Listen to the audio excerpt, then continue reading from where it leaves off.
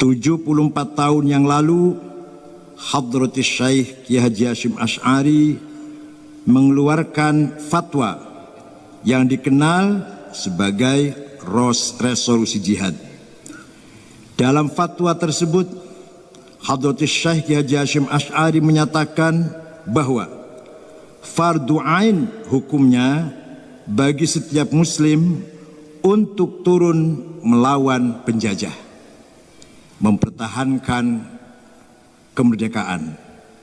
Fardu ain itu artinya semua orang wajib, laki perempuan, kaya miskin, berpendidikan atau tidak berpendidikan, level elit, grassroots, semuanya wajib.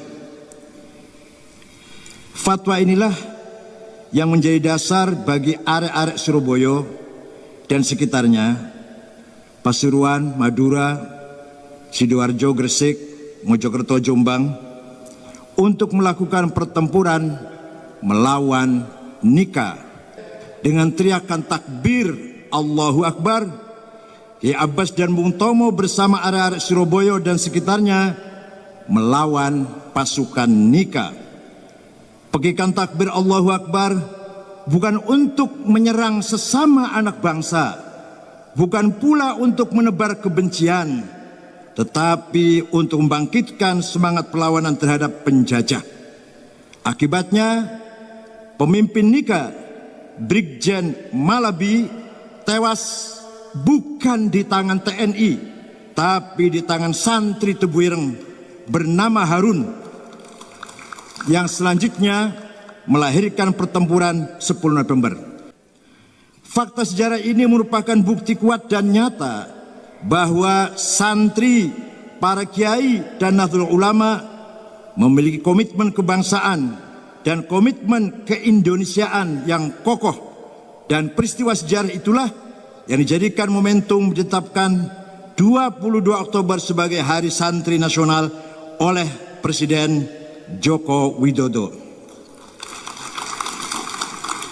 Saya ingin mengajak para hadirin dan seluruh bangsa Indonesia untuk berefleksi, memikirkan dan berimajinasi tentang Islam dan Muslim serta keindonesiaan di masa-masa yang akan datang, terutama pada saat Indonesia berumur 100 tahun, yakni 2045.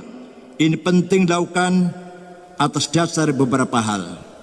Pertama, pada akhir-akhir ini penggunaan sentimen agama dalam ruang politik semakin menguat, dimulai dari peristiwa Pilkada DKI melahirkan gerakan politik 212 sampai pada pemilihan presiden kemarin. Politik identitas yang memanfaatkan kedangkalan pemahaman beragama tampaknya akan terus digunakan oleh kekuatan-kekuatan politik untuk meraih kekuasaan.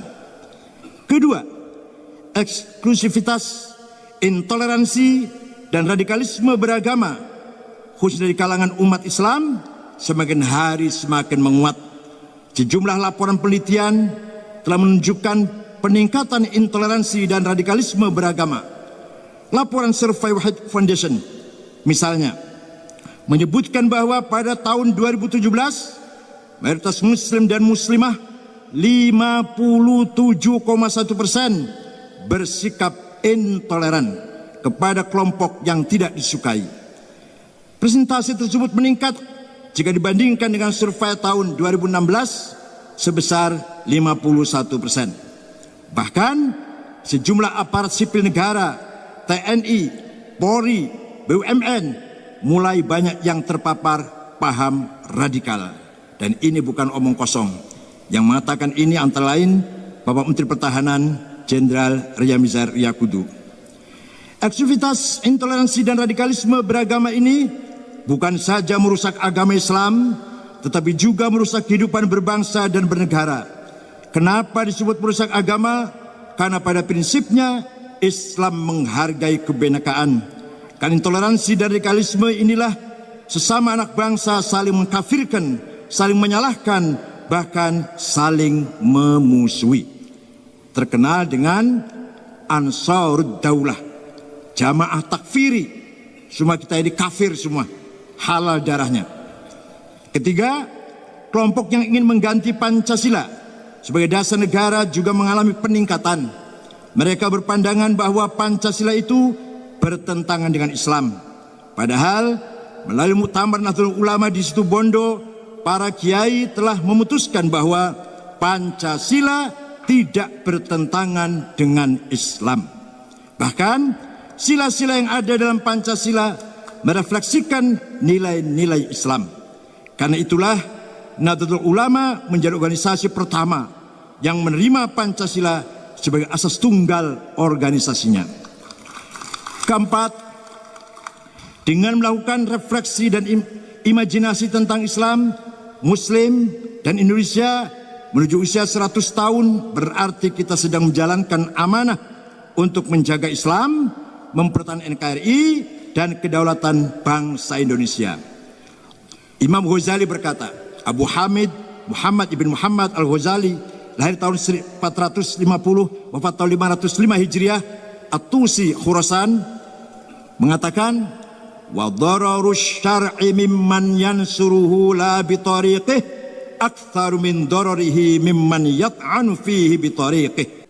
Islam akan hancur, akan rusak dari dalam dengan mengatasnamakan pembelaan terhadap Islam, karena pembelaan yang tidak dibenarkan oleh agama Islam itu sendiri. Bapak-Ibu sekalian, karena 4 hal tersebut, pada kesempatan ini saya ingin menyampaikan 4 subpokok pikiran. Keempat pokok pikiran ini saya kira akan menjadi fondasi kuat untuk menyongsong 100 tahun Indonesia. Ini penting karena pada tahun 2045 sejumlah lembaga telah memprediksi masa emas Indonesia. Pada tahun 2045 Indonesia diprediksi akan menjadi negara maju dengan kekuatan ekonomi dunia kelima dengan dominasi kalangan usaha produktif. Namun cita-cita Indonesia maju, Indonesia emas pada tahun 2045 ini ditentukan oleh bagaimana kita mempersiapkan di hari ini, terutama bagaimana pandangan dan sikap keagamaan kita. Apakah menjadi penopang kemajuan Indonesia ataukah justru keagamaan kita bersifat destruktif? Karena itu, keempat pokok pikiran ini harus menjadi perhatian seluruh komponen bangsa, baik dari kalangan pemerintah, para pengusaha, media, tokoh-tokoh agama, serta masyarakat secara umum. Jika keempat hal ini diabaikan, Indonesia emas, Indonesia maju dengan menjadi kekuatan ekonomi nomor 5 dunia yang ditopang oleh bonus demografi hanya akan menjadi impian belaka. Pertama, Islam dan kebudayaan. Bagaimana Islam memandang kebudayaan, serta bagaimana menjadikan Islam sebagai sarana atau alat untuk transformasi kebudayaan, sebagaimana dilakukan oleh Rasulullah SAW. Kedua, Islam dan kemajmukan dengan kajian terhadap Islam yang mendalam, baik yang bersumber dari Al-Quran, hadis, dan sunnah Nabi maupun pendapat para ulama, kita dapat menemukan betapa Islam sangat menghargai kemajmukan. Ketiga, Islam dan negara. Bagaimana pandangan Islam terhadap negara. Keempat, bagaimana menjadikan Islam Indonesia yang toleran, damai, saling menghargai. Ini menjadi kiblat atau rujukan bagi umat Islam di dunia. Bukan kiblat sholat, bukan. Indonesia satusbih qiblatal muslimin thaqafatan wa hadaratan wa madaniyatan, insyaallah. Bapak Ibu sekalian yang berbahagia, Islam dan kebudayaan. Islam turun di Arab bukan untuk melakukan judgement terhadap kebudayaan, seakan-akan Islam dan budaya berada pada oposisi biner atau berhadapan, tetapi untuk melakukan transformasi kebudayaan dengan cara melakukan afirmasi dan akomodasi terhadap kebudayaan-kebudayaan yang sudah ada. Karena itulah tidak heran jika sejumlah tradisi tetap dipertahankan, bahkan disyariatkan. Sekedar contoh, rukun Islam kelima, yaitu haji, adalah ritual yang berisi napaktilas perilaku para nabi seperti Nabi Adam, Nabi Ibrahim, Nabi Ismail. Al-Hajj ibadah qadimah min yom Ibrahim wa Ismail wa Adam.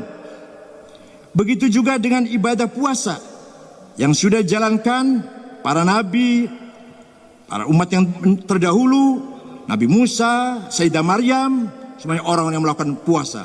As-saum ibadah qadimah. Begitu juga ketika Islam datang ke Nusantara, Islam yang dibawa dan diajarkan oleh para wali songo. Ini kalau yang belum hafal namanya, nanti malam dihafal wali songo siapa-siapa. Kalau nggak hafal bukan NU itu.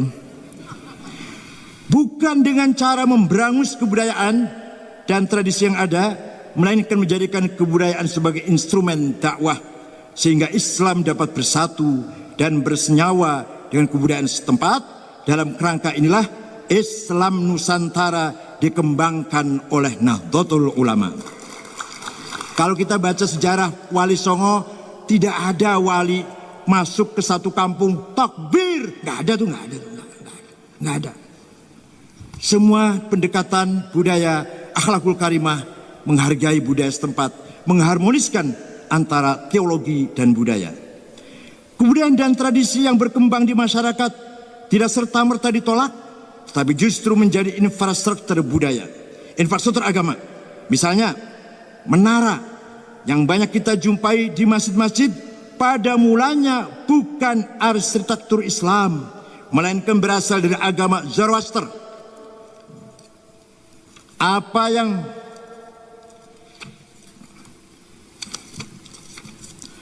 dilakukan oleh Islam adalah tidak serta-merta menolak keberadaan menara, tetapi memodifikasinya sehingga menara sampai hari ini tetap digunakan sebagai arsitektur masjid pada umumnya.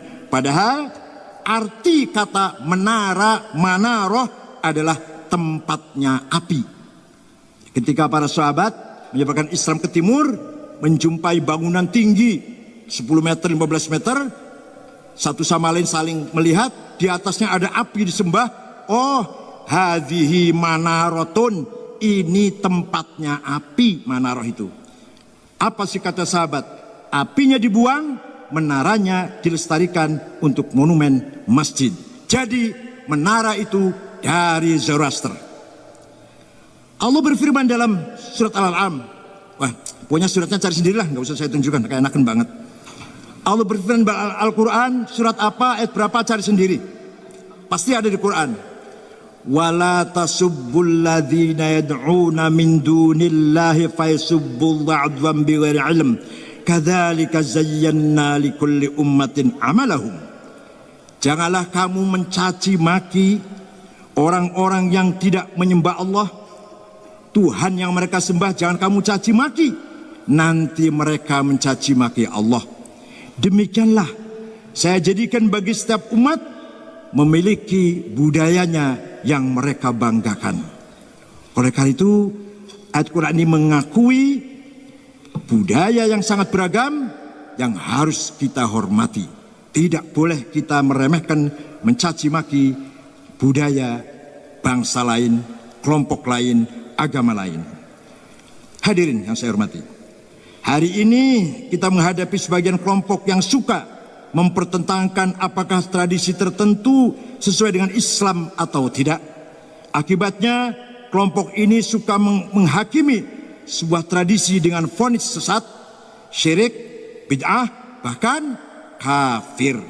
Sekedar contoh, tradisi masyarakat yang membaca ayat-ayat Al-Quran, membaca sholawat, tahmid, tahlil, tasbih, istighfar yang oleh masyarakat Indonesia disebut tahlilan, ini penting, sering dianggap sesat dan bid'ah. Begitu juga ketika masyarakat berkumpul untuk belajar dan membaca sejarah Nabi seperti dalam tradisi Mauludan, Barzanji, Diba, Simtud Durar atau Burdah, mereka anggap bid'ah. Penyebabnya sederhana, sejarah yang dibaca adalah dalam bahasa Arab. Jika saja dibaca terjemahannya dalam versi bahasa Indonesia, barangkali saya yakin tidak akan muncul tuduhan bid'ah. Karena mereka nggak ngerti bahasa Arab itu apa. Ngertinya cuma akhi, ukhti, abi, ummi, liqa, murabbi. Ya Allah. Karo kiai ada orang sesajen, kiai tahu apa ini Pak? sesajen nasi sekepel di pojok rumah. Untuk apa? Mengusir roh jahat, dedemit, tuyul, babi ngepet supaya lari. Kata kiai, kamu kan kaya, potong kambing satu dong, masak beras 15 kilo. Setelah jadi 30 piring nasi, 30 piring lauk, lapor, kiai sudah siap 30 piring nasi dan lauknya. Ditaruh di pojok mana? Ditaruh di perempatan mana? Ditaruh di bawah pohon mana? Kiai jawab, bukan ditaruh di pojok atau perempatan atau di bawah pohon, dimakan oleh tetangga teman, terutama fakir miskin. Tapi sebelum makan, mari berdoa dulu kepada Tuhan. Minta apa? Agar kamu selamat, istrimu selamat, anakmu selamat, hartamu selamat, hidupmu selamat, matimu selamat. Maka namanya bukan sesajen, tapi alhamdulillah cerdas.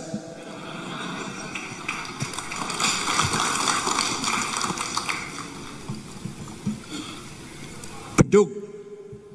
Bedug itu alat musik, goyang kerawang. Supaya seru ada bedugnya itu. Oleh kiai, bedugnya diambil, goyang kerawangnya dipisahkan, dijauhin. Malah bedug itu dipindah ke masjid untuk memanggil orang sholat berjamaah di masjid. Luar biasa kiai-kiai itu, luar biasa. Pengkafiran dan tuduhan sesat terhadap tradisi-tradisi tersebut akan menjadi hambatan signifikan bagi kemajuan kebudayaan di Indonesia.